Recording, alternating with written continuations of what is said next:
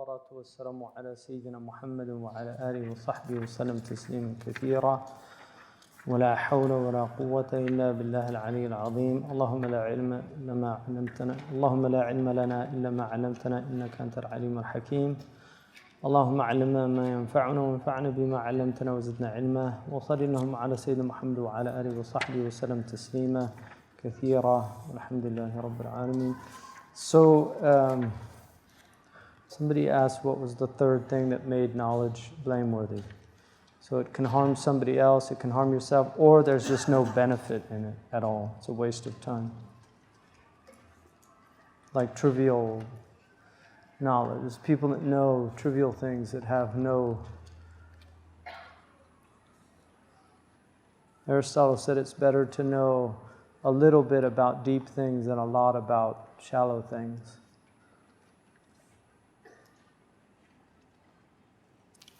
Bismillah. So the next section is the fourth chapter. So we finished the first three. The fourth chapter is on في سبب إقبال الخلق على علم الخلاف. He's going to go into the psychology, the reasons why people have gone into knowledge of differences and this obsession with differences. And then also to go into detail about the dangers of argumentation, dialectic, and when it is permissible to debate, the conditions. So one of the things that he begins by just letting us know that the Khilafah of the Prophet ﷺ, he said after the Prophet left, and the Prophet ﷺ was not only teaching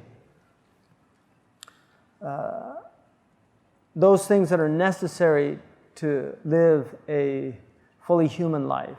So the Prophet ﷺ taught us how to pray, which is obviously devotion is our purpose, and so that's the most important thing. But he also taught the things about eating, about dress, modest dress, eating healthfully, minimalizing what we eat, not eating too much.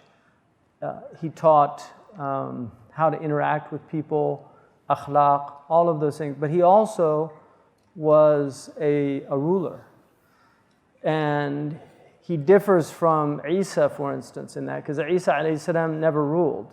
He was a prophet, but he never ruled. And that's why sometimes Christians will criticize the Prophet sallallahu alaihi wasallam for aspects of his life on earth. And those criticisms are largely due to the fact that he was a ruler. And so he made judgments that rulers make, and he made the best judgments because he was the best of rulers. But Jesus was never a ruler. So it's much easier to have an idealized view of Christ in their mind, because we don't know what he would have done had he been a ruler, had he had the power to act as a political leader as well as a prophet. But our Prophet ﷺ did. He had to deal with military situations. He had to deal with treason, which is a capital crime in the governments of the world. So the fact that he had people put to death for treasonous reasons, people can fault him. That doesn't sound like a prophet. No, that doesn't sound like your prophet, because your prophet was never in a position where he was forced to make a ruling like that. And so this is one of the aspects of our prophet that is very important to understand, that he wasn't just a religious leader. He was a military leader. He was a military commander. He was a political leader. He was a father. Jesus wasn't a father. Again, you can idealize people that don't have the problems that go with households. The transparency of our Prophet ﷺ is that his marital problems are in the Quran. And people say, well, why is that? Well, because that's part of life. And he came to teach us all aspects of life. And one of the aspects of life is sometimes you're going to have problems in the house. So how do you deal with it?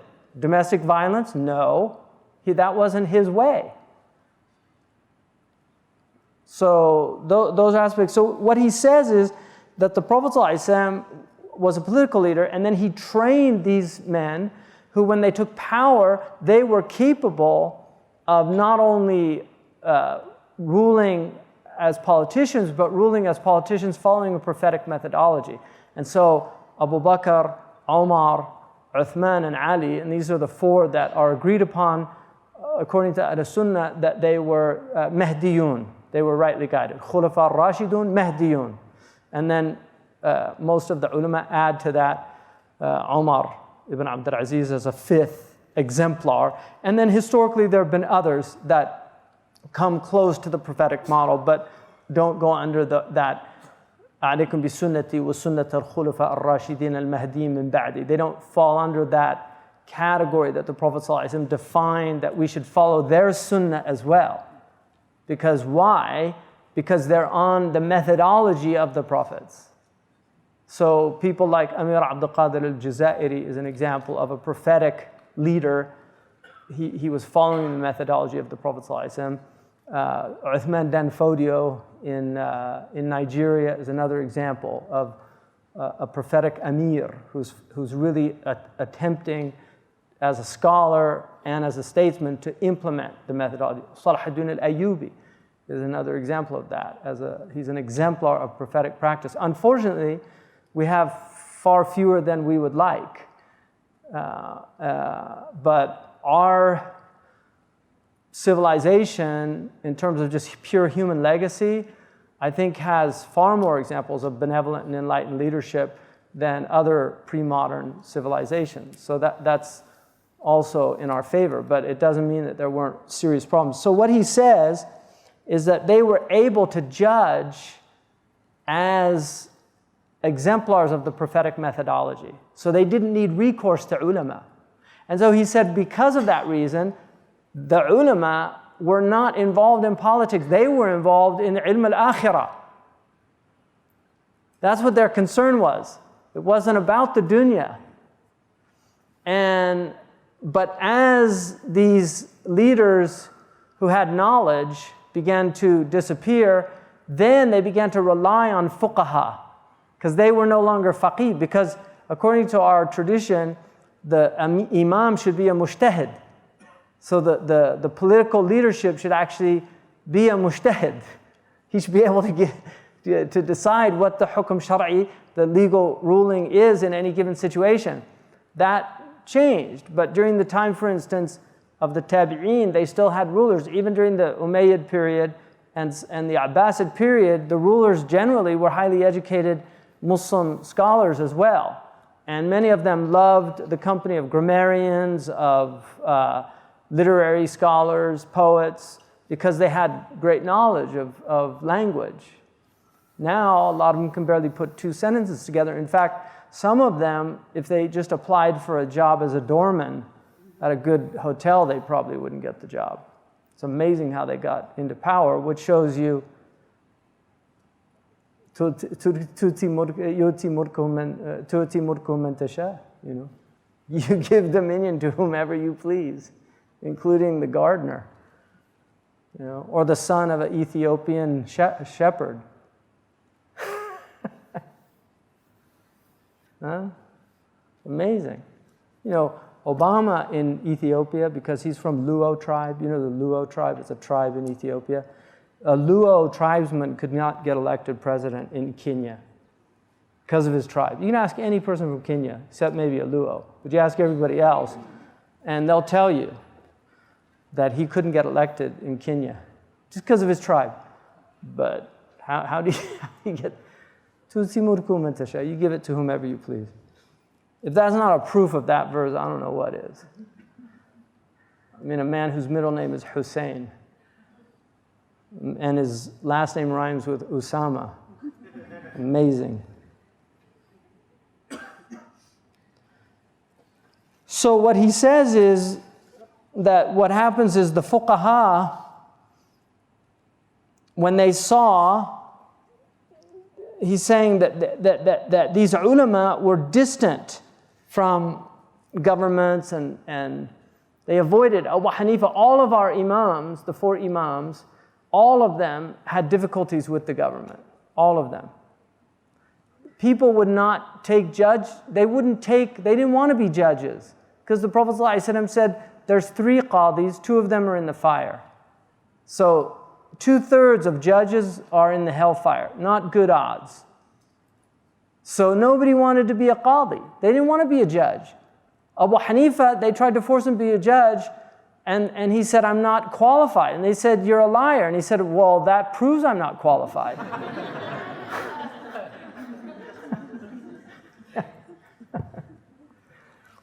So that's called the Cretan's paradox in philosophy, right? All Cretans are liars, said the Cretan.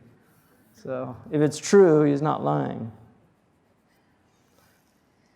So what he says, فَرَأَى أَهْلُ تِلْكَ الْعَصَارِ عِزَّ الْعُلَمَاءِ وَإِقْبَالَ الْأَئِمَّةِ وَالْوُلَاةِ عَلَيْهِمْ. So people saw this esteem that these ulama, these scholars were held in by the rulers because they were distant from the rulers. They weren't after their money. They weren't after positions of power. And so the rulers, they had to honor them for that. And so because of that, so he says, فَأَشْرَبُّوا لِطَلَبِ الْعِلْمِ.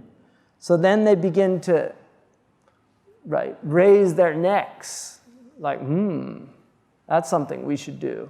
Because if we get that, we'll get the izz. You buy the car, you get the girl that goes with it. It's marketing, right? I mean, that's all those commercials. So this is, they saw, oh, these ulama, look how high they're held in esteem. If we get the knowledge, that's going to happen to us too. So they sought knowledge for the wrong reason. And he said this is the beginning of the decline, right? Is that they wanted it for the wrong reasons. And then they tried to get near to the rulers.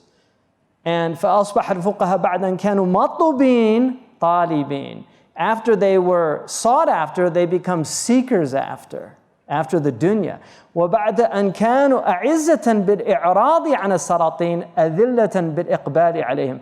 They were dignified in avoiding the rulers. Now they've become debased and degraded by seeking them out. إِلَّا مَنْ وَفَّقَهُ اللَّهُ تَعَالَى فِي كُلِّ عَصْرٍ مِنْ عُلَمَاءِ دِينِهِ. Except for those who had success from Allah in every time. وَقَدْ كَانَ أَكْثَرُ الْإِقْبَالِ فِي تِلْكَ الْأَعْصَارِ عَلَى عِلْمِ الْفَتَاوَى وَالْأَقْضِيَةِ. People wanted to learn fatawa and aqdiya, meaning the science of fiqh, to give fatwa, legal opinion, responsa, and then also legal judgments. I'll give you an example.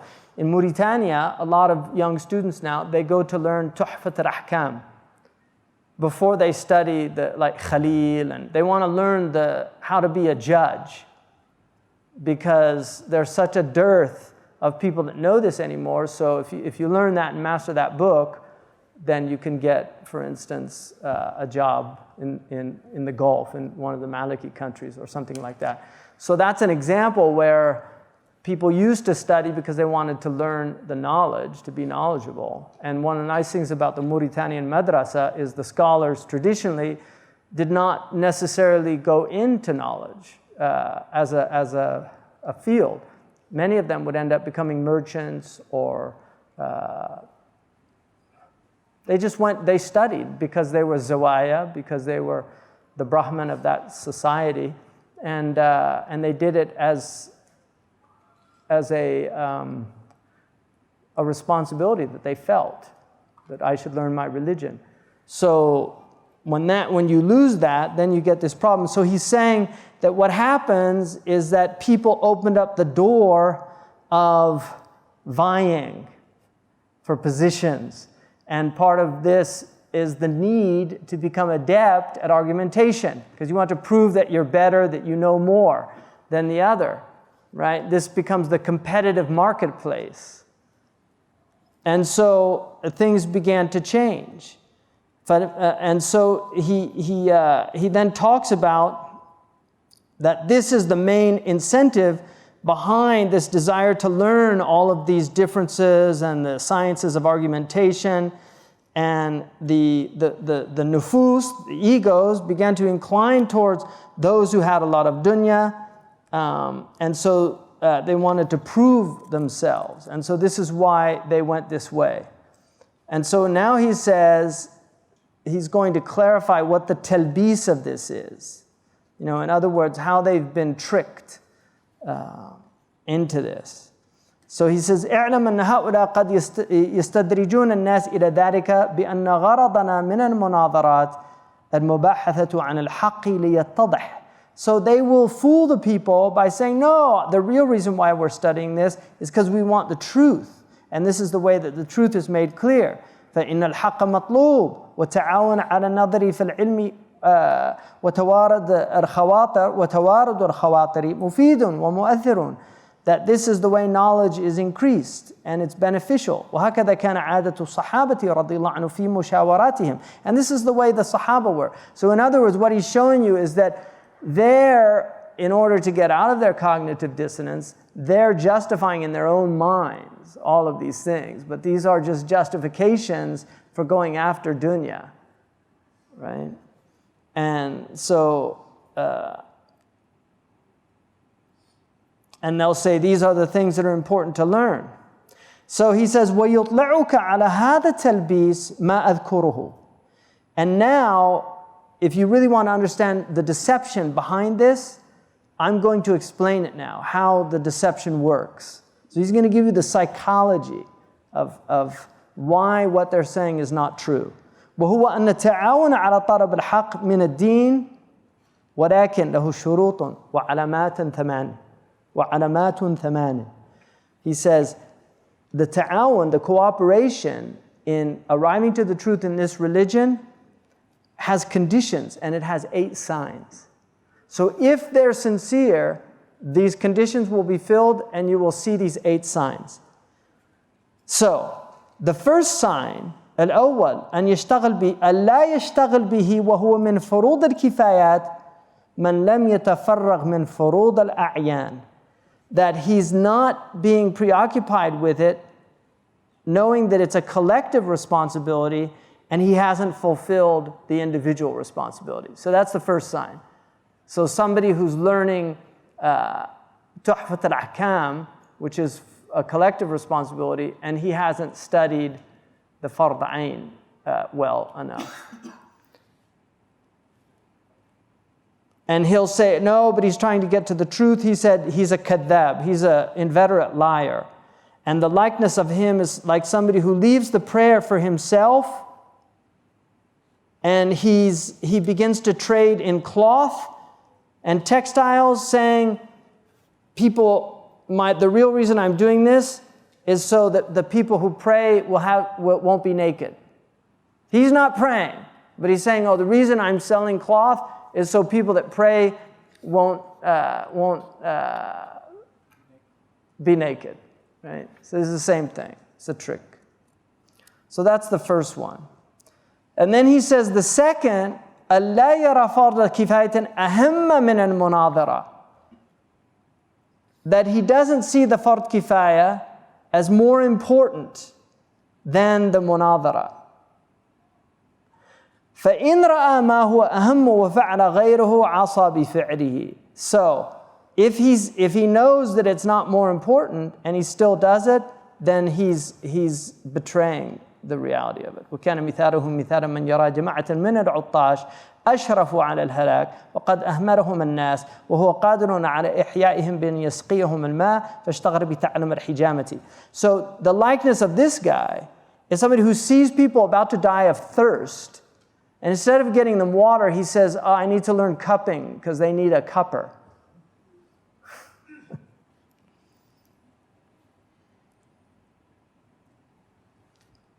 And he says that the Prophet ﷺ, and this is a very important hadith.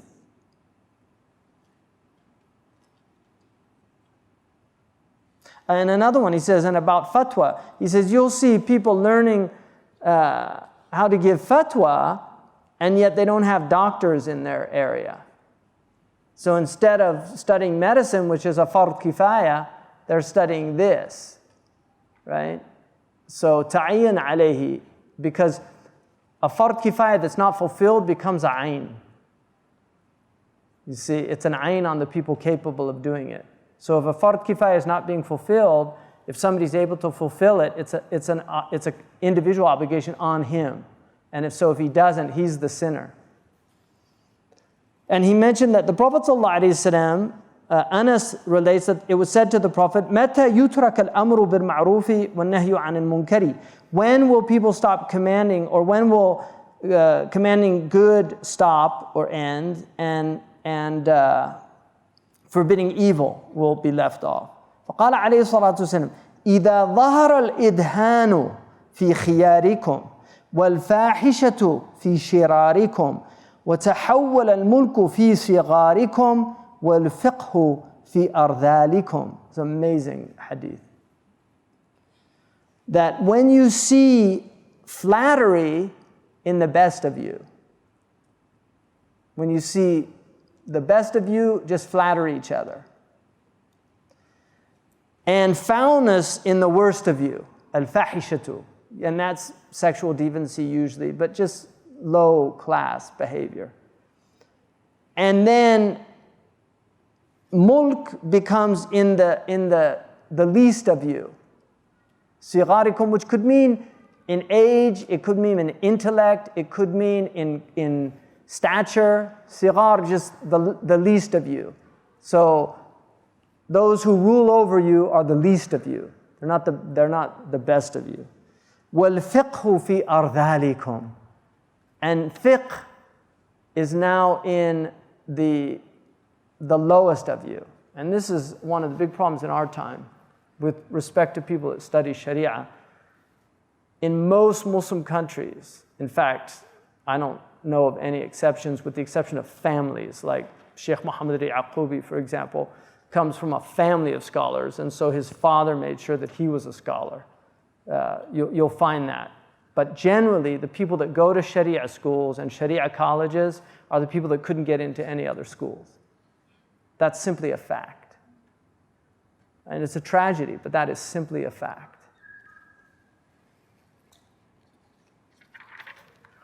The third, أن يكون المناظر مجتهدا بذاته يفتي برأيه لا بمذهب الشافعي وأبي حنيفة وغيرهما حتى إذا ظهر له الحق في مذهب أبي حنيفة وترك ما يوافق مذهب الشافعي وأفتى بما ظهر له كما كان يفعله الصحابة. So he's saying that the one who's doing this, he has to be a mujtahid. In other words, if he's really seeking the truth's already been established in the madhabs. So if you're not a mujtahid, you're supposed to follow an opinion that was done by a mujtahid. You don't have any business doing this. وَأَمَّا مَنْ لَيْسَ لَهُ رُتْبَةِ الْاجْتِهَادِ. And this is very important. So the one who has not achieved this level of independent reasoning, وَهُوَ حُكْمُ جَمِيعِ أَهْلِ الْعَصْرِ. And this is the ruling of all the people of our time.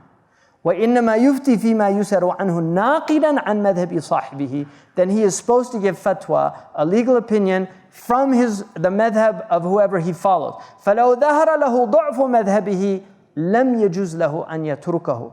Even if it appears to him that his position is weaker, he should not leave it.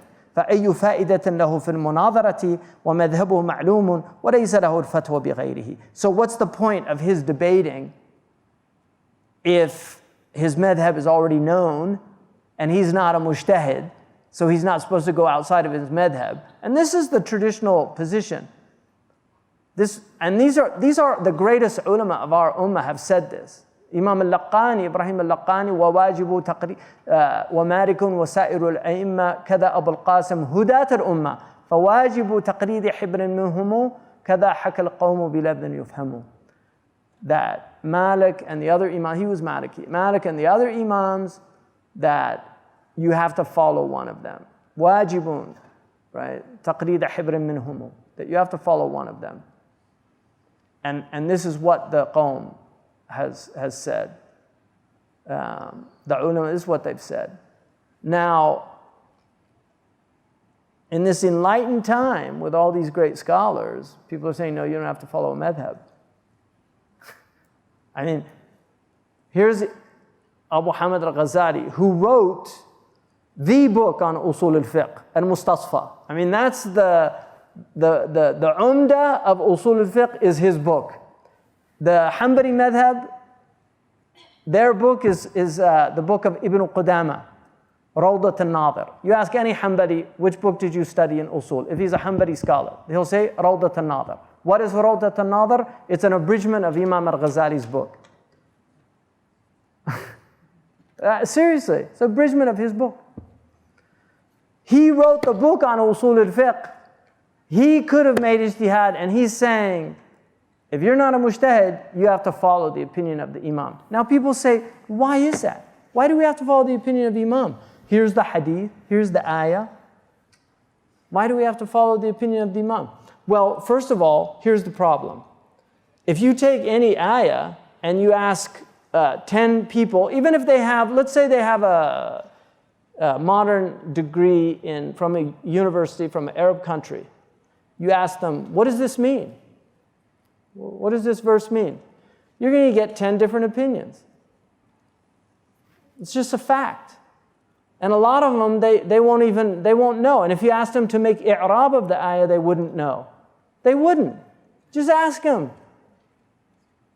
Right? Well, what is that? Why is that like, لَا يَنَالُ أَحْدِي الظَّالِمِينَ? What's a dhalimin? What is that? What's ahdi? What's the ya called? I guarantee you ask people, you'll see, right? So, if you don't have people that spent years mastering these sciences and you unleash this thing and say, everybody just work it out for yourself, you're supposed to be a mujtahid, not a muqallid, taqreed is madmoom. It's true, taqreed is a negative term in our religion. It's a low maqam. Right? It's not a positive term. But if you open this, if you unleash it and let it out, well, welcome to the modern world. Welcome to the Islamic Dawla of Iraq. Seriously, welcome to the Islamic Dawla of Iraq. That's what they're doing. They're opening up, here it says crucify people. Let's crucify them.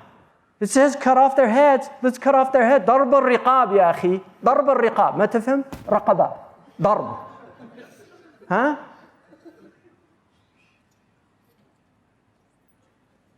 Seriously, it's a disaster. Ya akhi fi al-Bukhari, Sayyidina Ali, go to every grave and flatten it. ايش هذا مولانا رومي؟ ايش هذا؟ حرام يا أخي. والله شوف الحديث في البخاري. It's right there. The Prophet told me to go and flatten every grave.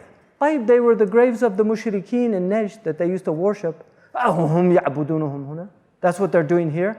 So, anybody here worshiping that grave? I never saw a Muslim worshiping a grave. I never saw that. Really, I saw some people doing stupid things. That's true. I saw once somebody making tawaf around a grave. That doesn't mean he's worshiping. I made tawaf around the Kaaba. I'm not worshiping the Kaaba.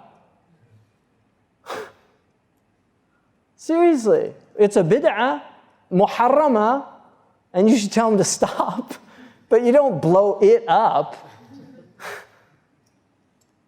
So this is the problem. If you don't follow these rules, and then they say, oh, those madhabs, they were good for that time, we're in a new time. That's true, there needs to be tajdeed, but who does it? Who does it? Every Tom, Dick, and Abdullah? Is that who does it? Seriously, who does it? Some guy that has a 4-year degree from Al-Azhar? Who does the ijtihad? That's what he's warning against. So this is a major problem that we have. If you're not a mujtahid, you have no business doing this munadhara. Know your place. مَا مِنَّا إِلَّا لَهُ مَقَامٌ مَعْلُومٌ. Even the angels, they say, everybody has a maqam. What's your maqam? Part of being an intelligent human being is knowing your place, is knowing where you fit in the scheme of things.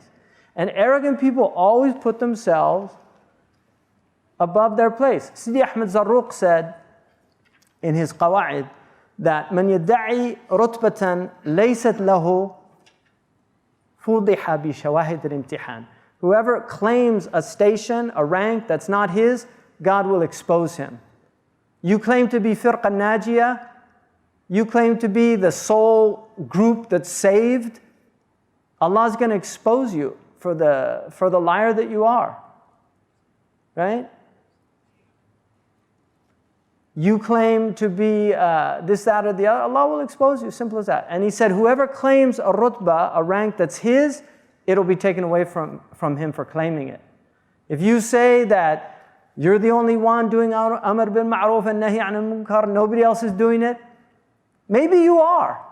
But just because you claimed it, it's going to be taken away from you. Simple as that. That's the way it works. This is qa'idah. قاعدة أسسها الزروق ولم تزل أقاله تروق. It's a qa'idah.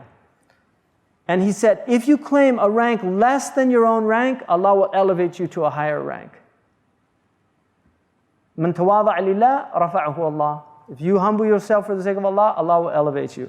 So that's important. وما يشكر عليه يلزم أن يقول لعل عند صاحب مذهب جوابا عن هذا فإني لست مستقلا بالاجتهاد في أصل الشرع.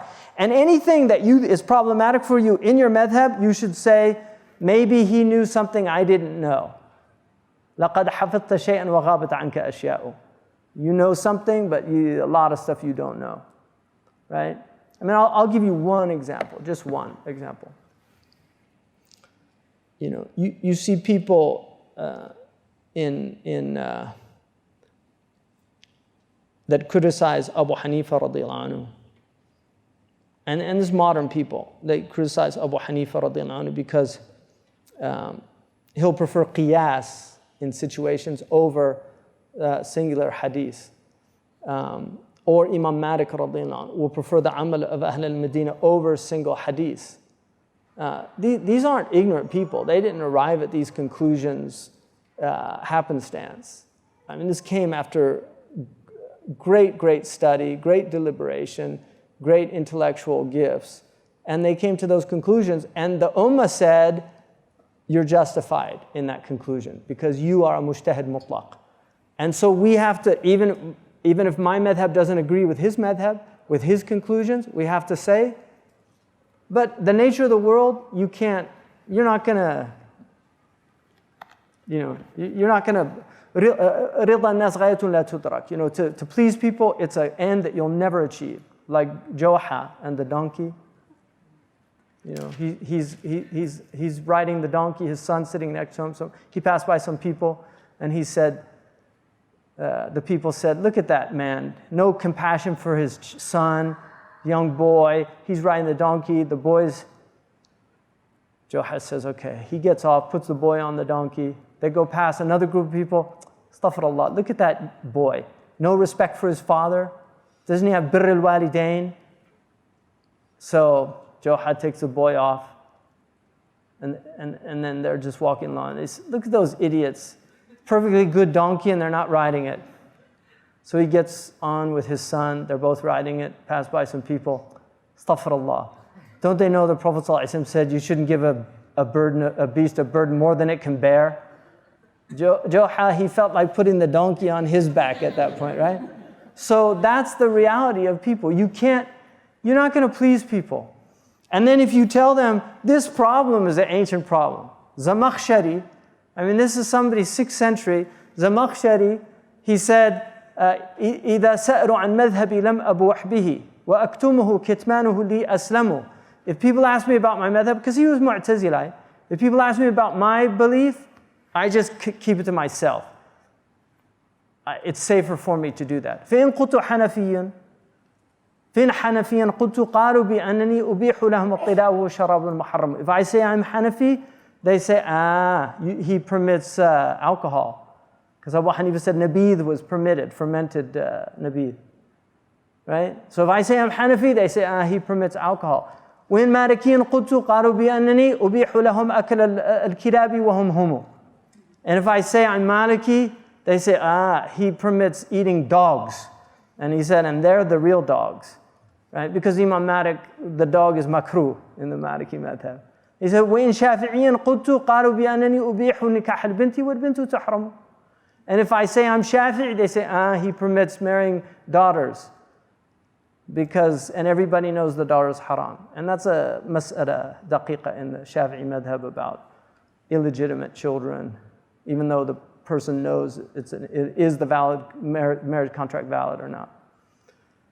And then he said, وَإِنْ حَنْبَلِيًّا قُلْتُ قَالُوا بِأَنَّنِي ثَقِيلٌ hululiyun, baghidun, mujassimu. And if I say I'm Hanbali, they say, he's like heavy, hululi, believes that God moves in space, baghid, hateful, and anthropomorphic.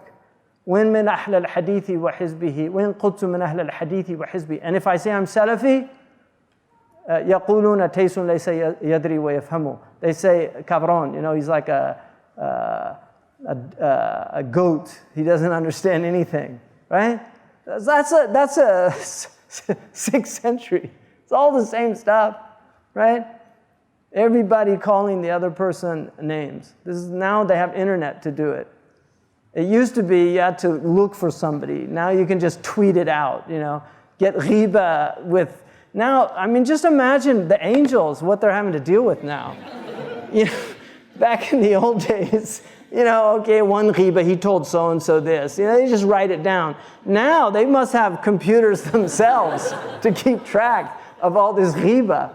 Because it's like, now you do namima to, I've got, 10 million followers on Twitter.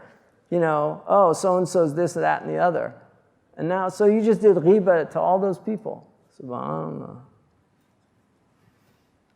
So he says, إني تعجبت من هذا الزمان وأهله فما أحد من ألسن الناس يسلم. I'm amazed at this time how nobody's safe from the tongues of people. Right? He's saying that then. I'm amazed at this time how nobody's safe from the tongues of the people. And then he says that وقدم معشرا وآخر آخر على أنهم وآخرني وقدم دهري معشرا وآخرني.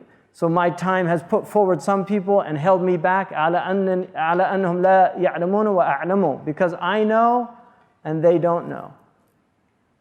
So because I'm knowledgeable, I'm held back. Because they're ignorant, they're put forward. That's what he's talking about, his own time.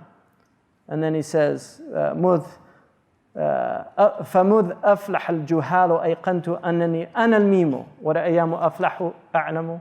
So since these ignorant people have become so prominent in this age, I've realized I'm a meme, like I'm the letter meme, and the time I live in is أَفْلَحْ أَعْلَمُ. Aflah, he doesn't have an upper lip, lower lip, and a'lam, he doesn't have an upper lip. So they can't pronounce meme, because it's a harf shafawi. So he's saying, I'm a meme, and I'm living in a lipless age. They can't pronounce me. Yeah. So he says, الرابع ألا يناظر إلا في مسألة واقعة أو قريبة الوقوع غالبا. The fourth is that he shouldn't talk about something that hasn't happened or it's about to happen. And this is the minhaj of the ulama of the past. Imam Malik used to be asked questions. He said, waqa'a, did it happen yet? They said no. He said, when it happens, come ask me. That's what he would say. In other words, I'm not going to theorize about something that hasn't happened yet.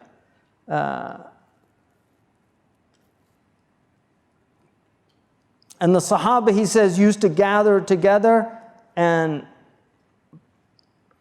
they would discuss events and come to conclusions about them.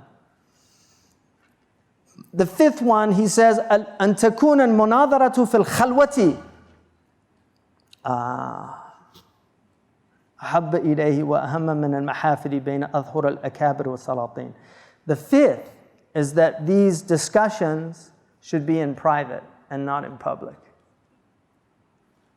They should be kept in private, right? If you're really out with sincerity to make a change or something like that, you keep these things to yourself and you address the people that they involve immediately. You don't put it out into the public.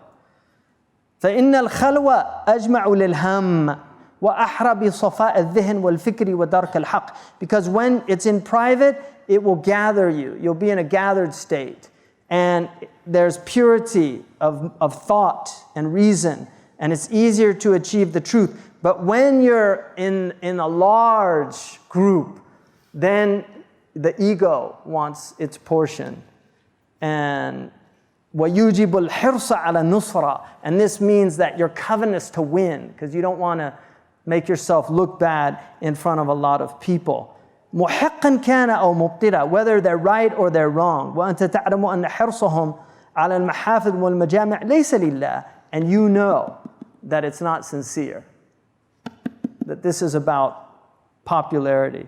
وأن الواحد منهم يخلو بصاحبه مدة طويلة فلا يكلمه. And he'll be with a person in private and he won't even speak to them. But then when they go out in the public forum, they start talking. So why won't he speak to him in private?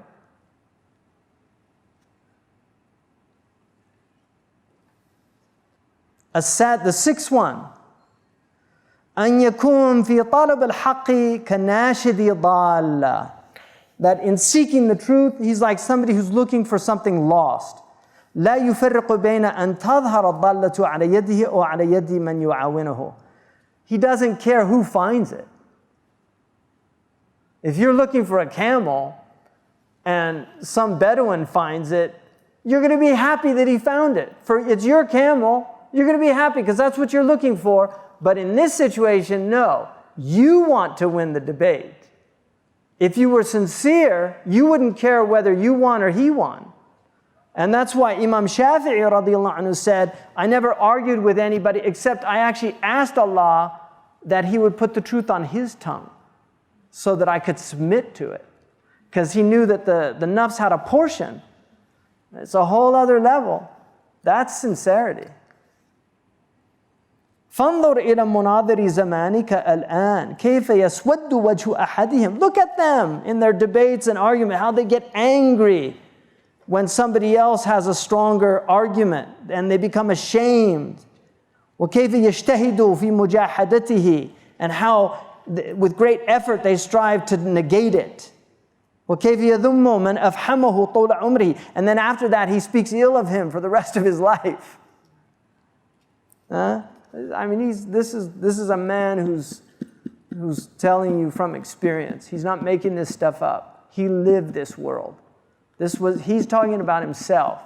That's why it's so real, because he knew this intimately. The seventh, ألا يمنع معينهم في النظر من الانتقال من دليل إلى دليل ومن إشكال إلى الإشكال.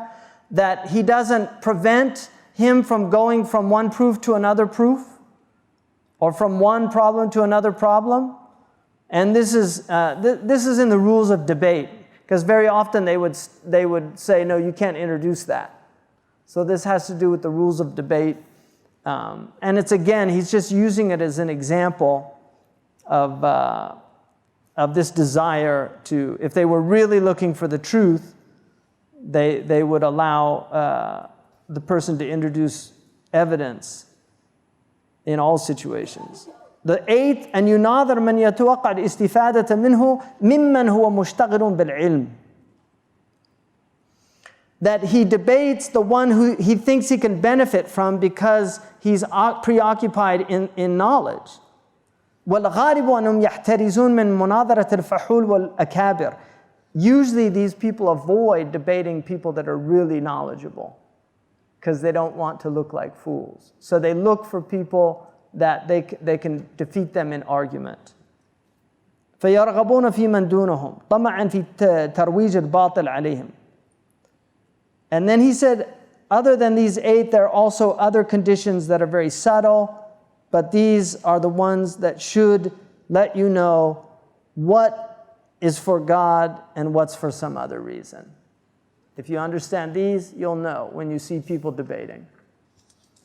And then he says, وَاعْلَمْ بِالْجُمْلَةِ أَنَّ مَنْ لَا يُنَاظِرُ الشَّيْطَانِ وَهُوَ مُسْتَوْلًا عَلَى قَلْبِهِ وَهُوَ أَعْدَى عَدُوٍّ لَهُ ولا يزال يدعوه إلى هلاكه ثم يشتغل بمناظرة غيره في مسائل المجتهد فيها مصيب أو مساهم للمصيب في الأجر فهو ضحكة للشيطان وعبرة للمخلصين ولذلك شمت الشيطان به لما غمسه فيه من ظلمات الآفات التي نعددها ونذكر تفاصيلها فنسأل الله حسن العون والتوفيق. So know, in summation, أن من لا يناظر الشيطان وهو مستولٍ على قلبه. If you're not fighting shaitan and he's he's got your heart. He has occupied your heart. If you're not fighting shaitan and he's occupied your heart and he's the worst enemy that you have and he's calling you to your own destruction and then you're preoccupied with debating other people about issues that the mujtahid is musib or he's musahim or he shares in the reward if he's not, because the musib gets 2 rewards and the wrong one gets 1 reward, so they both get a reward. So you're worried about this and your own heart's in peril? He said, you should know, you're just a joke to shaitan. You're a joke to shaitan. You're nothing. And you are a lesson. You're an ibrah. You're a wondrous lesson for the people of sincerity when they see you. And that's why shaitan laughs at you. He's joyful at your loss because he has immersed you in the darknesses of these faults that we have just enumerated. And now we're going to go into their details. And we ask Allah for good benefit and tawfiq. So now he's going to go into the details of this. So, اعلم وتحقق أن المناظرة الموضوعة لقصد الغلبة والإفحام وإظهار الفضل والشرف عند الناس وقصد المباهاة والمماراة واستمالة وجوه الناس هي منبع جميع الأخلاق المذمومة عند الله المحمودة عند عدو الله إبليس ونسبتها إلى الفواحش الباطنة من الكبر والعجب والحسد والمنافسة وتزكية النفس وحب الجاه وغيرها نسبة شرب الخمر إلى الفواحش الظاهرة من الزنا والقذف والقتل والسرقة. Amazing statement. Know that this argumentation and this love to overcome your interlocutors or whoever you're having disagreements with, and this love to show your nobility over these people, your fadl over them, your love of being in these positions, and your desire to attract people, their attention, and pull them to you, this is the source of all foul character. This is it with Allah subhanahu wa ta'ala. Al-Mahmud 'inda aduwillah. This is everything praiseworthy according to the enemy of Allah, Iblis. This is what he loves.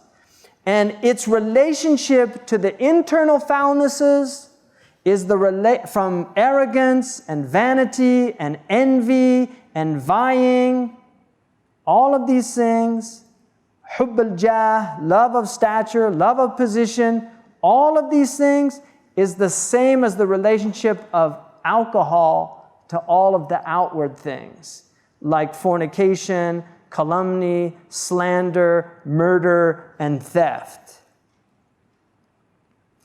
And just as the one كما أن الذي خير بين الشرب وسائر الفواحش استصغر الشرب فأقدم عليه. And just as the one who's given a choice to drink alcohol or murder or steal or something is going to choose alcohol over them because he doesn't understand the nature of alcohol. That's what leads to these other things. He diminishes the significance of alcohol because he doesn't know that it's al-khaba'ith. He said the same with these people who diminish the disease that he's just enumerated for the very same reasons. Because this is what, just as alcohol engenders all these other foulnesses outwardly, this is what engenders all those negative qualities inwardly. And there are many verses, and you will see in Rub al-Muhlikat, in the 4th section, in the quadrant that deals with destructive matters, you will see. So, now let's look at what this love of debate engenders. The first is envy. And the Prophet ﷺ said, Al-hasadu ya'kulu al-hasanati kama ta'kulu an-nar al-hatab. That envy devours or consumes good deeds just as dry wood is consumed by fire. So you become envious. لا ينفك المناظر عن الحسد. Because sometimes he wins, sometimes he loses. Sometimes people praise him, other times they praise somebody else. So he becomes envious of those who have some benefit over him. And this is a great tribulation. And Ibn Abbas radiallahu anhu said, خُذُوا الْعِلْمَ حَيْثُ وَجَدْتُمُوهُ وَلَا تَقْبِرُوا قَوْلَ الْفُقَهَاءِ بَعْضِهِمْ فِي بَعْضٍ فَإِنْهُمْ يَتَغَايَرُونَ كَمَا تَتَغَايَرُ التُّيُوسُ فِي الزَّرِيبَةِ. He said, take knowledge wherever you find it, but don't listen to the fuqaha when they talk about each other. Because they are more jealous of each other like goats are jealous in the corral. وَمِنْهَا التَّكَبُّرُ وَالتَّرَفُّعُ عَلَى النَّاسِ. Arrogance. The Prophet ﷺ said, مَنْ تَكَبَّرَ وَضَعَهُ اللَّهُ وَمَنْ تَوَاضَعَ رَفَعَهُ اللَّهُ. Whoever is arrogant, Allah will abase him, and whoever lowers himself and humbles himself, Allah will elevate him. قال صلى الله عليه وسلم حكاية عن الله العظمة إزاري والكبرياء ريائي فمن نازعني فيهما قصمته. That magnanimity is my izar, is a metaphor, is my izar, and exaltedness is my rida. It's what the upper, when you go on Hajj, you have the rida, the one you wear at top, and the izar, the one you wear on the bottom. So he's saying this is what covers Allah, His magnificence. And he said, so whoever attempts to vie with me in one of these two things, I will break his back. Allah says, I will break his back. And he said that you'll see the munadhir become arrogant about his associates and his peers, and they will vie for positions.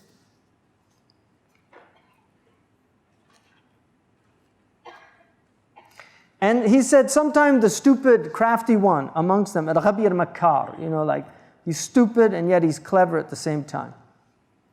Al-khadda'. He's a mountebank, fooling people. He will say, I'm just trying to protect the dignity of knowledge. And then he'll say, وَأَنَّ الْمُؤْمِنَ مَنْهِيٌ عَنْ إِذْلَالِ نَفْسِهِ فَيُعَبِّرُ عَنَ التَّوَاضُعَ الَّذِي أَثْنَى اللَّهُ سُبْحَانَهُ وَتَعَالَى عَلَيْهِ وَسَائِرُ أَنْبِيَائِهِ بِالظُّلْمِ. And he'll say that the mu'min is said not to abase himself. And so he'll call humility degradation, even though Allah commanded to humility. وعن التكبر الممقوت عند الله عز الدين. And he'll call arrogance dignity. تحريفا للاسم, distorting the name, وإضلالا للخلق به, and leading people astray. And this is what they've done, as we have mentioned earlier, in hikmah and knowledge and other names. Another one, the hiqd, which is resentment. It breeds this resentment. And the Prophet ﷺ said, "Al-mu'min laysa bihaqud." The believer is not, he doesn't resent, he doesn't have resentment towards people. And haqud is a hyperbolic. وَرَدَ فِي ذَنْبِ الْحَقْدِ مَا لَا يَخْفَى. And there are many things that we've been told about this. Another one is ghiba. وَقَدْ شَبَّهَ اللَّهُ تَعَالَى بِأَكْلِ الْمَيْتَةِ. And Allah has likened it to eating dead flesh, carrion. لَا يَزَالُ الْمُنَاظِرُ مُثَابِرًا عَلَى أَكْلِ الْمَيْتَةِ. And you will see these debaters, these people that are arguing with others, they're always eating their flesh. فَإِنَّهُ لَا يَنْفَكُّ عَنْ حِكَايَةِ كَلَامِ خَصْمِهِ وَمَذَمَّتِهِ. He'll just talk about his enemy and he'll blame him and he'll tell things. He'll even lie about things. And so this is all, it's either ghiba or buhtan. He'll either tell the truth. And Twitter, I mean, there's an example where people say things, the most egregious things about people, especially about the ulama. You should just shut up about the ulama. They have their hujjah with God. The best thing, if you don't agree with them, explain why you don't agree with them. But to call them names, I mean, that's. And I'm talking about specifically, we can talk about ulama generally, that we have a problem, undeniably. But to take somebody who has a position that's different from your position and to attack them and to say this, that, or the other about them. They made their ijtihad. That's with God. They made their ijtihad. I'll give you an example. Qadi Iyad, when Qadi Iyad was with the Murabit Sultan, and they heard Abdul Mumin give a speech, he said, "Uqtulhu wa alayya damuhu." He told him, he said, kill him and his blood is on me. That's an alim who's told the ruler to kill that man, who gave a wow. He came and gave an exhortation. He said, kill him and his blood is on me. And he didn't do it. He ended up overthrowing the ruler and created a big fitna. The rest is history. But there's an example where the alim, he gives a fatwa and he's saying, this is my ijtihad, I'll take the responsibility for it. So you can disagree with them. I can say I don't agree with what he did, but to say he's a jahil, if he's a scholar, if he's a real scholar, to say he's jahil is wrong. And one of the things Shaykh Abdullah bin Bayya said, he said there's no such thing in our religion as ulama sultan. He said that لا تنابزوا بالألقاب. Don't call people names. There's alim, and he's either mukhti or musib. And he said you have to look at his fatwa, what he's saying. Is it based on reality or is it not? But to say that the alim is simply, no, he just sold his deen or something like that. Maybe he did. Maybe he did. But you look at what he said. Look at the fatwa. Assess the fatwa. As a scholar, you're supposed to look at the fatwa. Is it based on reality or is it not? If it's not based on reality, then clarify that. But because the fatwa goes against what you like and you say alim sultan, maybe he made an ijtihad that you didn't grasp. And this is a big problem in the community. And we have now, there's just so much anarchy and just madness. And the ulama they're as confused as everybody else. That's a bad sign. The ulama, you ask the ulama, they're like, their heads are spinning too. Don't think your heads are the only ones spinning. Their heads are spinning. I sit with them. They're like, what do you think? I don't know. What do you think? What do you make of it? I don't know. Right? People ask me like, what do you make of so-and-so? I don't know. I don't even know what I make of myself. You're asking me about so-and-so? I'm trying to work myself out. Yeah. We have to have more compassion for people, human beings. You know, I mean, you have people got upset with, like Imam Majid. You know Imam Majid in the United States? People got upset that he went to the White House, at this time because of the Israeli thing. Yeah, it's bad. I got invited to that thing. I didn't go, right? I already went once. It caused me enough problems. But, look, I know Imam Majid. I know him personally. And I'm honored to call him a friend. Imam Majid is a very sincere person as far as I can tell. I have no reason other than to assume that he's a sincere person. You know what Imam Majid does when he flies? This is true, When he flies on long journey, he does khatam of the Quran on the journey. Wallahi, he does that. He teaches, he's a humble man. He's one of the humble people. His father was a qadi. Shaykh Abdullah bin Bayya knows his father very well. He does things that are very difficult for me. Like I wouldn't want to do them, but he does them. In the United States, you can say, why is he going to the White House? A'udhu billah. Hada shaitan. Tayyib. We're probably at least 6 million Muslims in the United States.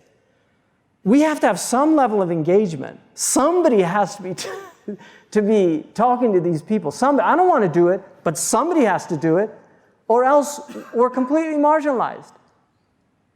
We now, in the United States, for those of us living in the United States, the latest Pew poll, we went from 40% that have a favorable opinion of Muslims to 20% since the last poll. Things are looking bad in the United States, right? So people say that he's not brave enough to speak up. Just going into the White House, you're putting a target on your back from the Islamophobes who wrote the next day that terrorists are in the White House. That's what they did. So they're calling him terrorists. Now you've got nutcases in the United States that say, oh, he's a terrorist, let's go get rid of him or something. Seriously, it's a reality.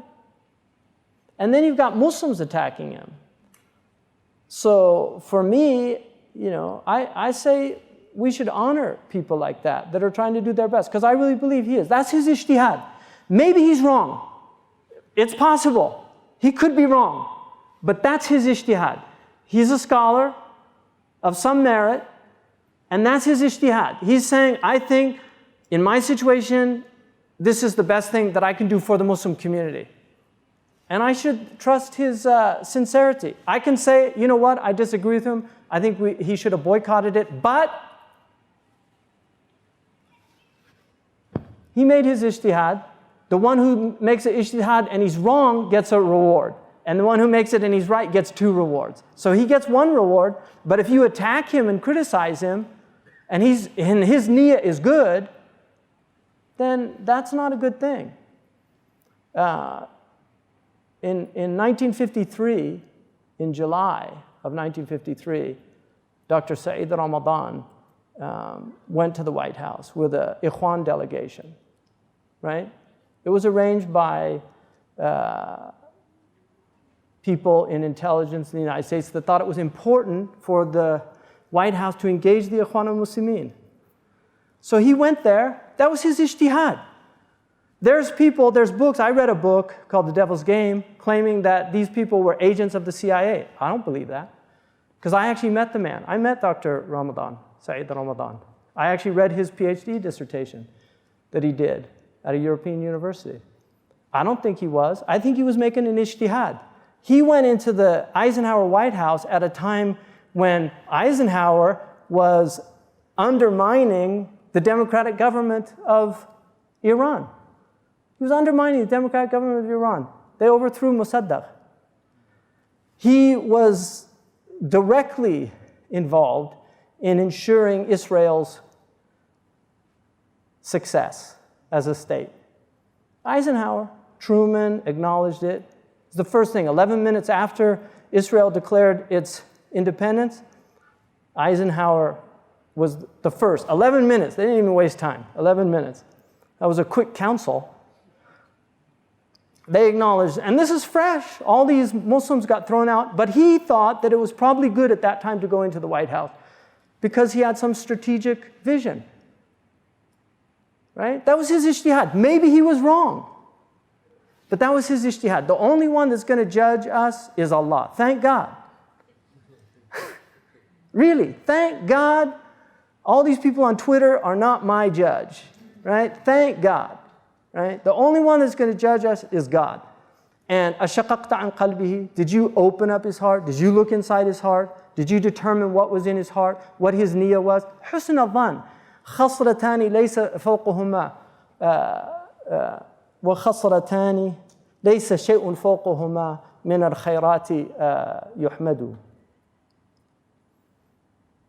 حُسْنُ الظَّنِّ بِاللَّهِ ثُمَّ بِالْعِبَادِ فَكُنْهُمَا وَجَنِّبَنَ لِلْعِنَادِ. There's 2 qualities. There's no better qualities than these 2 qualities. Having a good opinion of Allah and having a good opinion of the servants of Allah. We're all trying. And we would hope that, Muslims we need to unite. At least be united in acknowledging that people come to different conclusions about situations. We're all trying. For me, I'm teaching this stuff because I think this is the most important things that Muslims need to be thinking about. Because I look at the Muslim world and I see people cutting people's heads off.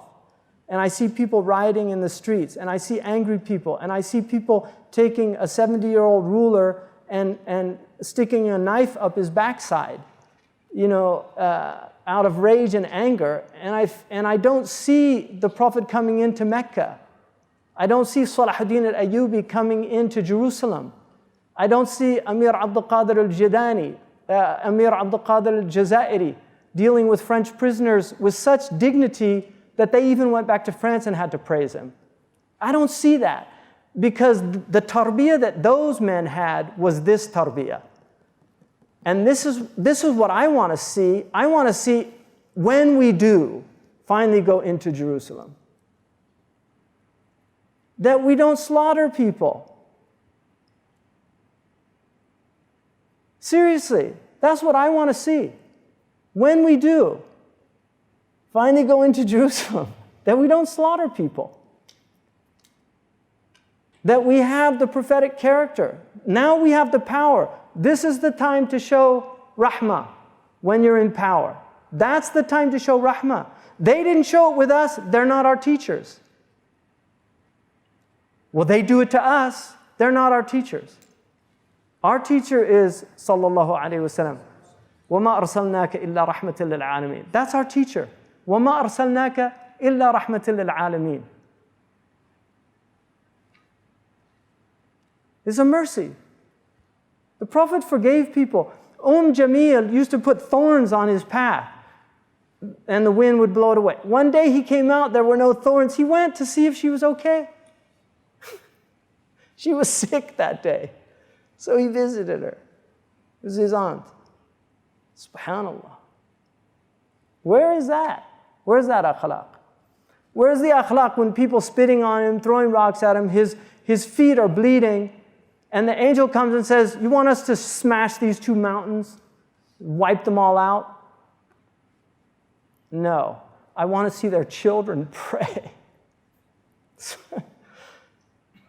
It's a different, it's just a different perspective.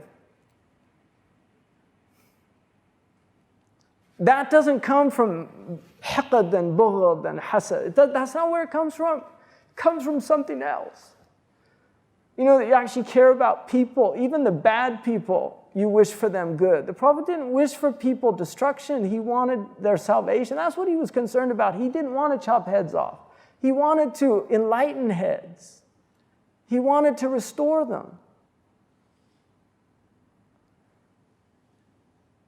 You know, that's who our Prophet ﷺ is. And I don't see him being represented anywhere in our ummah anymore. I don't see it. I wish I could. I wish I could say, you know, look, this is Islam. Here it is. This is Islam. Where can we point to and tell these people in the West, these ignorant people, they're ignorant. You know, they're really not, they don't know anything. Where can you point? You know, you can point to the Taj Mahal, to the Topkapi, you know, point to the Blue Mosque. Those are stones. Where are the hearts that built those stones? Where are those hearts that beauty came out of? Where are they? That's what he's talking about. But it's not easy. He was so fed up with himself that he had to go into retreat for 10 years. But that's why we're here teaching his book. All those people that attacked him, the people that burnt his books, we're not teaching their books. You know, Warghiyali, the Mufti of Fez, the Imam of the Qarawiyyin, the esteemed scholar of his age, the one that gave the fatwa to persecute the Jews, he's not the one honored today. It's Ahmed Zarruq that said it's wrong. We need to protect the Jews. He's the one honored, not the one that said steal their goods, go into their houses. That's what they did as a pogrom in Fez. It's one of the great disgraces of Moroccan history. But Ahmed Zarruq said it's wrong. That's who we honor today. Everybody was against him when he was alive.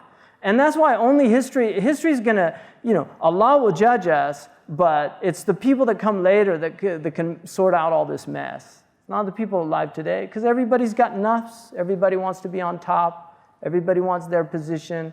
But we're all just doing ijtihad. That's all it is. We're all trying our best. And just acknowledge it in the other. It's not my ijtihad. I think you should be doing something else. But if that's what you think you're doing, it's your life. You have to live it.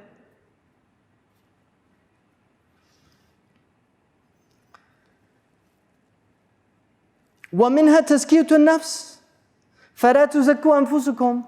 And then also, you think you're better than other people. Allah says, لَا تُزَكُّوا أَنفُسَكُمْ. Don't say you're better than other people.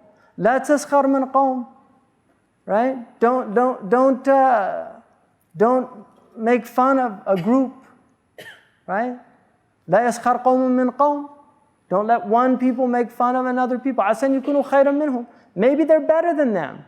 Allah knows, we don't know. كل يعمل على شاكرته. Everybody works on what he thinks is the best thing to do. Did you know that that's the ayah that's written around the green dome? كل يعمل على شاكرته. Everyone is working according to their own understanding.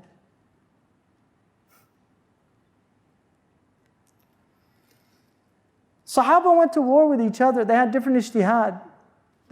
People have differences.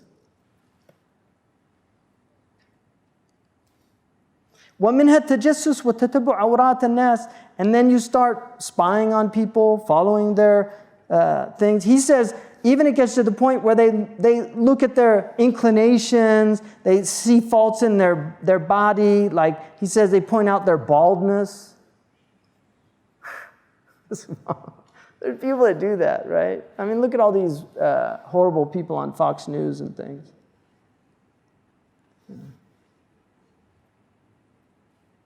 ثم إذا أحس بأدنى غلبة من جهته عرض به إن كان متماسكا ويستحسن ذلك منه ويعد من لطائف التشبيب ولا يمتنع عن الإفصاح به وإن كان متبجحا بالسفاهة والاستهزاء كما حكي عن قوم من الكابر المناظرين المعدولين منه. And then ومنها الفرح بمساءة الناس والغم بمسارهم. They get happy when bad things happen to people and they're depressed when good things happen to them. SubhanAllah. That's a real sickness. People should love for their brothers what they love for themselves. So to not be happy about good things happening to them, فَهُوَ بَعِيدٌ مِّنْ أَخْلَاقِ الْمُؤْمِنِينَ. It's very far from the character of the believers. وَكُلُّ مَنْ طَلَبَ الْمُبَاهَاتِ بِإِظْهَارِ الْفَضْلِ يَسُرُّهُ لَا مَحَالَةَ وَمَا يَسُوءُ أَقْرَانَهُ وَأَشْكَارَهُ الَّذِينَ يُسَامُونَهُ فِي الْفَضْلِ وَيَكُونَ التَّبَاغُضُ بَيْنَهُمْ كَمَا بَيْنَ الضَّرَائِرِ. They hate one another like the multiple wives hate each other. كما أن إحدى الضرائر إذا رأت صاحبتها من بعيد. When one of the co-wives sees another co-wife from a distance, ارتعدت فرائصها. Her shanks start to shake. واصفر لونها. And her color in her face changes. فهكذا ترى المناظر. And this is the same with these men when they see one of their enemies. يربد لونه ويضطرب عليه فكره. He gets كأنه شاهد شيطانا ماردا أو سبعا ضاريا. It's as if he saw a shaitan or a dangerous animal, a lion or something, ferocious lion. فأين الاستئناس والارتواح الذي كان يجري بين علماء الدين. Where's the intimacy that scholars have when they meet? Where's the brotherhood? Where's the being happy for the other and being sad for their difficulties? Imam al-Shafi'i said, العلم بين أهل العقل والفضل رحم متصل. Knowledge between virtuous people and people of intellect is like a womb that binds them. They're like brothers and sisters from the same womb. Just like you differ with your brother, but he's still your brother, right? You shouldn't have become a gas station attendant. You should have been a doctor. He's still your brother, even if he didn't do what you thought was best for him. وَمِنْهَا النِّفَاقِ. And we don't need to bring any ayahs and hadith about this problem. That's what he says. He says, these are the people that sweet talk you with their tongues, they show you their love, and then they get behind your back and it's a whole other thing. إذا تعلم الناس العلم وتركوا العمل وتحابوا بالألسن وتباغضوا بالقلوب وتقاطعوا في الأرحام لعنهم الله عند ذلك فأصمهم وأعمى أبصارهم. It's a Hasan, he says, Imam al-Hasan mentions this. Imam al-Tabarani relates it, and Ibn Asakir, and it has, it's in the Musnad. He says that if people learn knowledge and they stop acting according to it, and they love one another with their tongues and they hate each other with their hearts, and they sever their kinship bonds, God will curse them when that happens. He will blind them and make their words have no effect. And he said, وَقَدْ صَحَّ ذَلِكَ بِمُشَاهَدَةِ الْحَالِ. He said, whether the hadith is sahih or not, we witness its truth by the conditions that we find ourselves in. ومنها الاستكبار عن الحق وكراهته والحرص على الممارات فيه. And from it also this arrogance and hatred and loving this argumentation. Our Prophet ﷺ said, من ترك المراء وهو مبطل بنى الله له بيتا في ربض الجنة. Whoever leaves off argumentation and he's wrong in it, Allah will build him a house in the middle of paradise. وَمَنْ تَرَكَ الْمِرَاءَ وَهُوَ مُحِقٌّ بَنَى اللَّهُ لَهُ بَيْتًا فِي أَعْلَى الْجَنَّةِ. And if he leaves it and he's right, Allah will build him a place in the highest point in paradise. And also رياء وملاحظة الخلق والجهد في استمالة قلوبهم وصرف وجوههم. Also ostentation, eye service, noticing creation, being concerned about what they think, and also trying to get people to incline towards you. He said this is a deep disease. So these 10 things that he's just mentioned, he said, these are ummahat al-fawahish. These are the matrices of foulness, the internal foulness. This is where it all comes from. And he said, now listen to this. I mean, really, listen to this. سيموا واتفقوا لغير المتماسكين منهم من الخصام المؤدي إلى الضرب واللكم وتمزيق الثياب والأخذ باللحى والسب الوالدين والشتم الأستاذين والقذف الصريح فإن أولئك ليسوا معدودين من زمرة الناس المعتبرين وإنما الأكابر العقلاء منهم هم الذين لا ينفكون عن هذه الخصال. These 10 things that he just mentioned, he said, these are for the cool, calm, and collected ones. As for the ones that start hitting each other and throwing things at each other and ripping the clothes and grabbing their beards and cursing their parents and cursing their teachers and slandering them with calumny, with open calumny, we don't consider these people. We don't give them any consideration. I'm talking about the uqala here that have these 10 qualities. These are the uqala from them. Not the ones that are chopping off heads. نعم قد يصم بعضهم عن بعضها مع من هو ظاهر الانحطاط عنه أو ظاهر الارتفاع عليه وهو بعيد عن بلده وأسباب معيشته ولا ينفك أحد منهم عنه مع أشكاله المقارنين له في الدرجة. And then he says, yeah, it's true, some of them don't have all of these qualities. ثم يتشعب من كل واحدة من هذه الخصال العشر 10 أخرى. And then there's 10 that come out of these also. And he talks about those. And then he says that, and if you say, you know, it's permissible to do this and there's benefit in it and it helps people studying knowledge, and if it wasn't for love of leadership, knowledge would have disappeared. He said, what you're saying is true, but it's not beneficial. It's the same as saying, if we didn't promise children ball games with their sticks and toys and things, they wouldn't go to school. Right? He says, لولا الوعد بالكرة والصولجان واللعب بالعصافير ما رغب الصبيان في المكتب. If you didn't tell them, oh, you're going to get to go playground and have recess and you'll play games, if you didn't tell them that, they wouldn't go to school. So he's saying, that's not saying those are the good things that they should be doing. And then he said, and don't forget, the Prophet ﷺ said, إِنَّ اللَّهَ يُؤَيِّدُ هَذَا الدِّينِ بِأَقْوَامٍ لَا خَلَقَ لَهُمْ. Allah will help this religion with people that have no character. There's no portion of the akhirah. They have no portion. وقال صلى الله عليه وسلم إن الله يؤيد هذا الدين بالرجل الفاجر. Allah will support this religion sometimes with a foul person. So seeking leadership is destructive. And then he says, in the end, the ulama are 3. مهلك نفسه وغيره, the one who destroys himself and others. وهم المصرحون بطلب الدنيا المقبلون عليها. These are the ones that are just after dunya and you see them chasing after it. They destroy themselves and they destroy those who follow them. وإما مسعدون نفسه وغيره, and those who help themselves and help others. وهم الداعون إلى الله تعالى المتخلون عن الدنيا ظاهرا وباطنا, and these are the ones that call to Allah and they're free of dunya inwardly and outwardly. وإما مهلك نفسه مسعدون غيره, and those who destroy themselves but help others. وهو الذي يدعو إلى الآخرة وقد رفض الدنيا في ظاهره, and those are those who call to the akhirah and they reject the dunya outwardly. وقصده في الباطن قبول الخلق وإقامة الجاه, but his real niyyah is that people accept him and he gains stature from it. فانظر من أي الأقسام أنت, so look to yourself, which are you from? ومن الذي اشتغلت بالاعتداد له, and what have you been preoccupied in preparation for?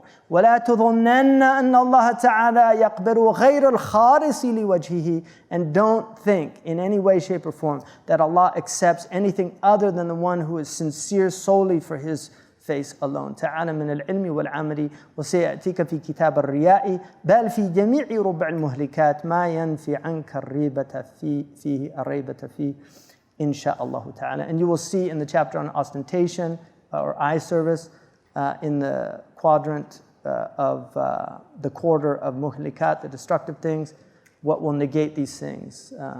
So that's the fourth book. We have the fifth book now, so we have 3 more books. And we'll do tomorrow, inshallah, Al-Bab al-Khamis, 10 branches for a student. This is about learning. So any questions? Mm-hmm. With regards to argumentation,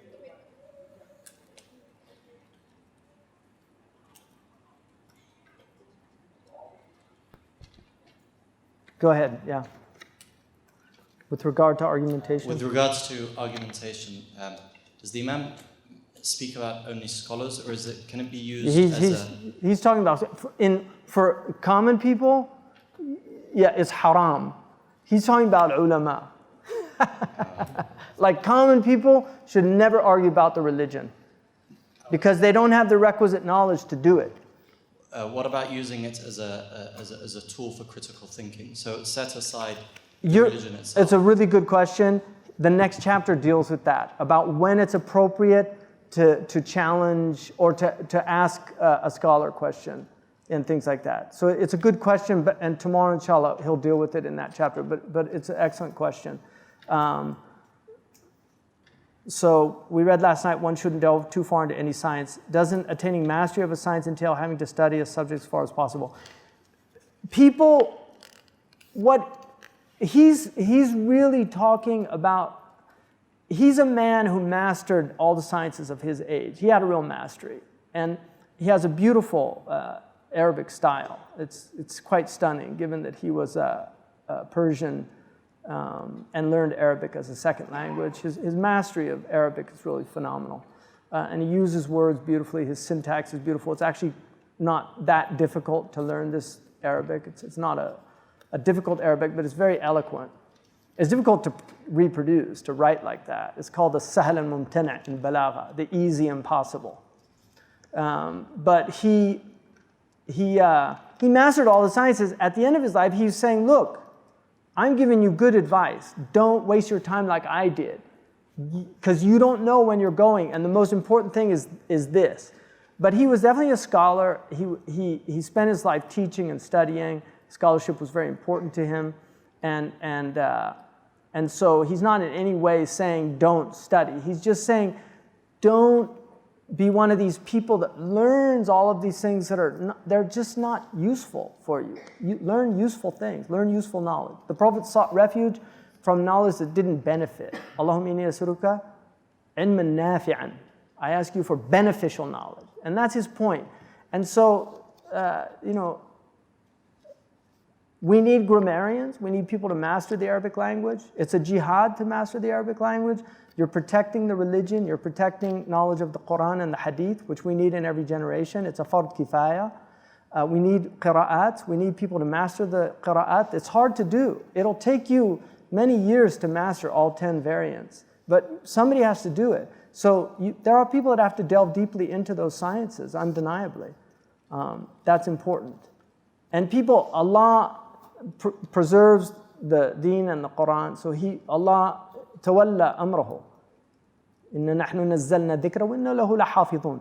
We sent this dhikr down and we will protect it. And He protects it by producing in every generation people that take it upon themselves to learn the religion to the best of their ability. يحمل هذا علم عن من كل قرن عدوله. That this knowledge will be carried in each generation. Upright people ينفون عنه تحريف الغالين وانتحال المبطلين وتأويل الجاهلين. They'll negate the interpretations of the extremists, the decontextualization of people attacking it. Intihal al-mubtinin means like people that take things out of context in order to undermine your religion. They'll defend it against that. And the interpretations of ignorant people. So, any other questions? Mm-hmm. What is your advice for mothers? I just feel like it's too late for me. I'm not really gonna be a scholar, but it would be an honor to raise a child who is worthy of this deed. And it's just hard and not to feel lost and not to know what to do and how to raise a decent human being. Yeah. Curious as to what is your advice? Yeah, we're up against big challenges, my sister. You know, really, I have my children, we're up against big challenges. It's not easy. It's hard to be human today.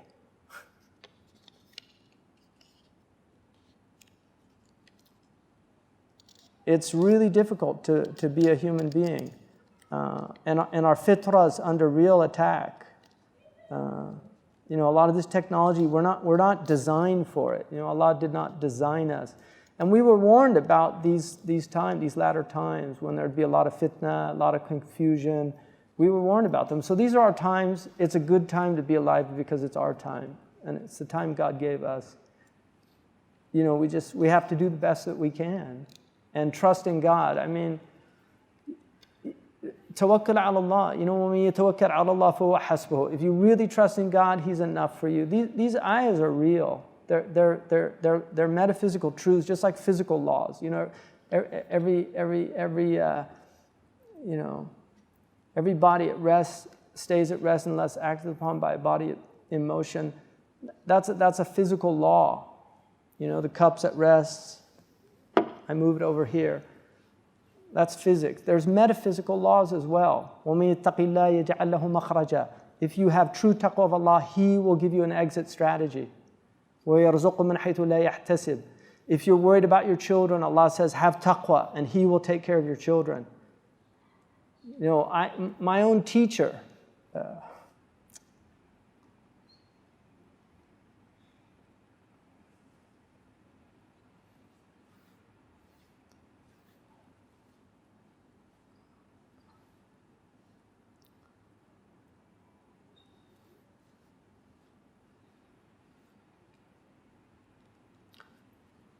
he had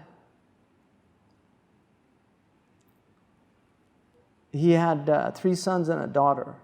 His daughter died in childbirth, and she only had one child, and he's just an amazing scholar.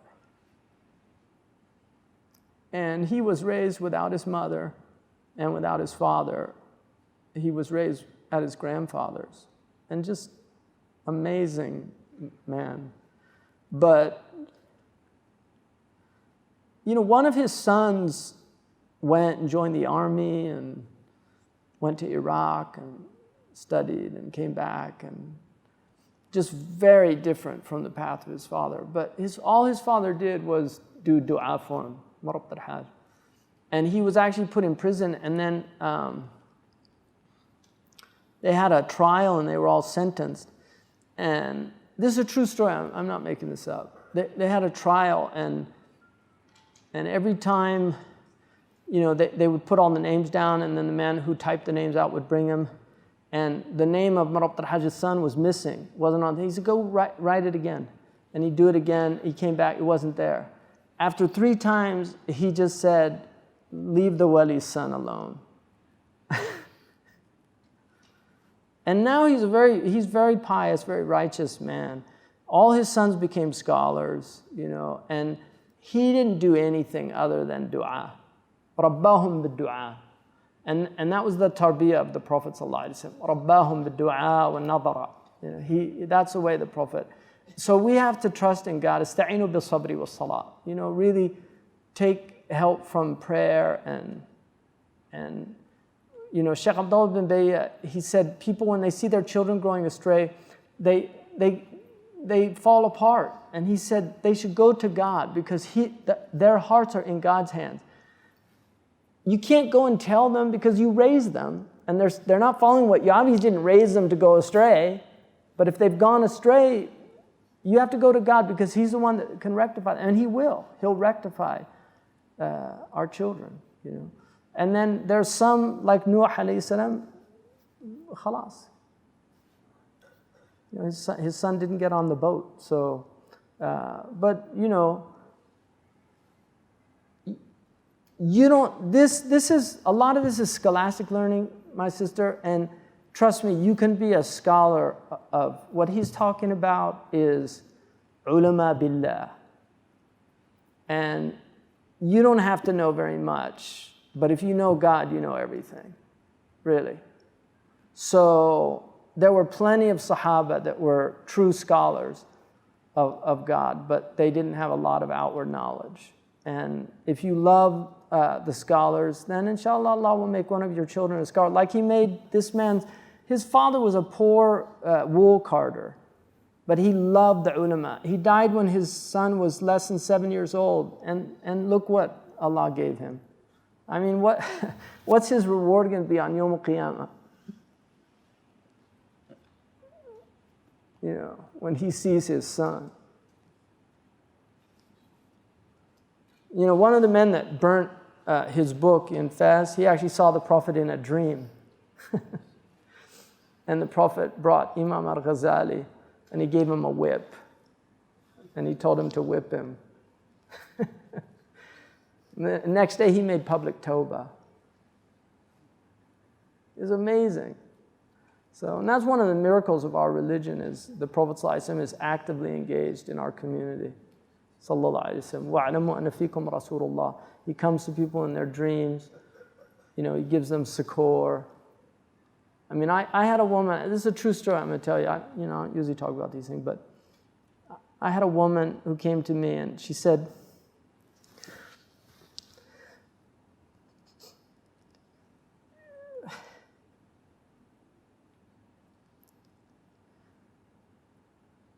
we were in Medina, and she just said, I have a really hard time with Aisha's age. And I told her, I said, listen, first of all, there's debate about her age, all right? And I said, but the important thing about Aisha, if Aisha was an insignificant person in the history of Islam, then we would certainly have to question what the wisdom was. But the fact that she carried so much of the religion, it's undeniable that Allah chose her to be in that position. Whether she was 12 or 16 or 18, there's different narrations. Or whether she was 9. That wasn't a problem for Irving Washington, who wrote a biography of the Prophet, which is not very flattering, by the way. But when he got to that section, he just said, Arabian women were known to be very precocious. They matured early, so this was not uncommon. It didn't bother him in 19th century America, early 19th century America. But today it's very bothersome. But anyway, so I gave her, the best I could do. So I think about a week later, we were in Medina, because we were in Mecca when she brought up the question to me. She came to me and she had like tears.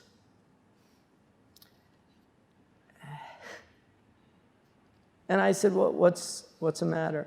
She said, no, I just wanted to let you know, I feel so at ease.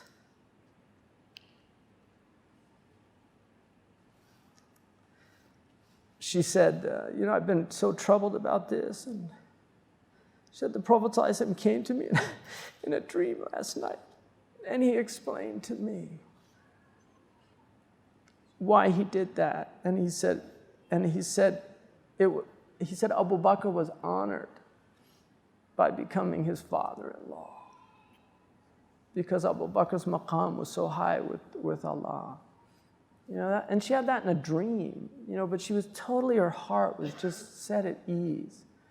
I just thought, subhanAllah, what a gift to be troubled by something and the Prophet comes to you himself to ease your heart.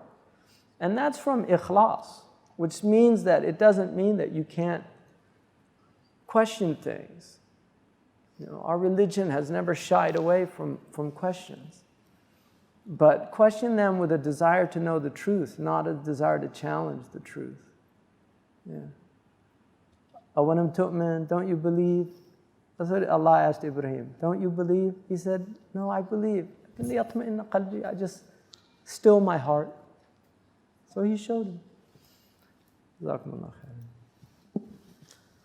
Subhanakallah wa bihamdika, ashhadu an la ilaha illa